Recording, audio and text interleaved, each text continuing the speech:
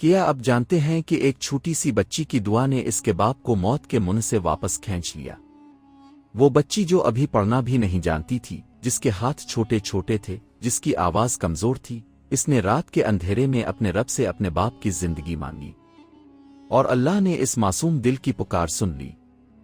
یہ واقعہ سن کر اب سمجھ جائیں گے کہ اولاد کی دعا ماں باپ کے لیے کتنی بڑی دولت ہے۔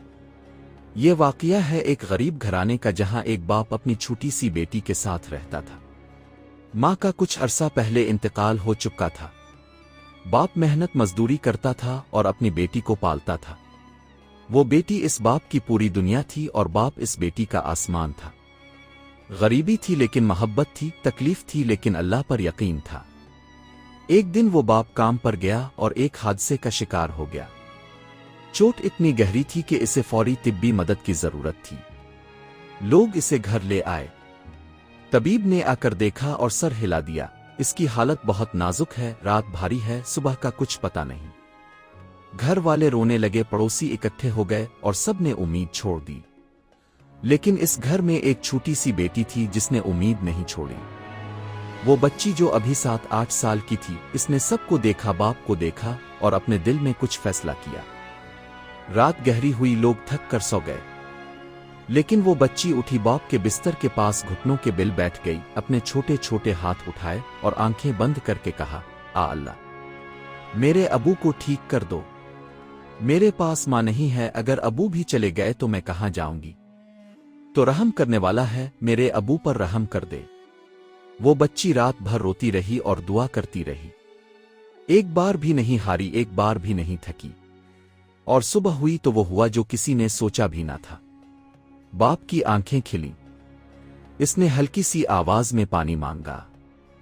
طبیب جب آیا تو حیران رہ گیا، کہنے لگا یہ ممکن نہیں، رات کی حالت میں تو یہ بچ نہیں سکتا تھا، لیکن اللہ نے جو فیصلہ کرنا تھا وہ کر دیا تھا۔ پڑوسیوں نے جب اس چھوٹی بچی کو دیکھا جو ابھی تک باپ کے پاس بیٹھی دعا کر رہی تھی تو ان کی آنکھیں بھر آئیں۔ سب سمجھ گئے یہ اس بچی کی دعا کا معجزہ تھا۔ حضرت محمد صلی اللہ علیہ وسلم نے فرمایا، 3 دعائیں رد نہیں ہوتی: مظلوم کی دعا، مسافر کی دعا اور باپ کی دعا اپنی اولاد کے لیے۔ اور جب اولاد اپنے ماں باپ کے لیے دعا کرے تو وہ بھی اسی طرح قبول ہوتی ہے، کیونکہ معصوم دل کی دعا اللہ کو بہت پسند ہے۔ یہ واقعہ ہمیں 2 عظیم سبق دیتا ہے۔ پہلا یہ کہ اپنی اولاد کو چھوٹی عمر سے اللہ سے مانگنا سکھائیں، دعا کرنا سکھائیں، نماز سکھائیں، کیونکہ نیک اولاد کی دعا آپ کی زندگی میں بھی کام آتی ہے اور مرنے کے بعد بھی۔ اور دوسرا سبق یہ کہ ماں باپ کی قدر کریں، جب تک وہ زندہ ہیں ان کی خدمت کریں، ان کے لیے دعا کریں، کیونکہ ان کے جانے کے بعد یہ موقع نہیں ملے گا۔ آج ہی اپنے ماں باپ کے لیے 2 لفظ دعا کریں، اللہ میرے ماں باپ پر رحم فرما جیسا انہوں نے مجھ پر رحم کیا جب میں چھوٹا تھا۔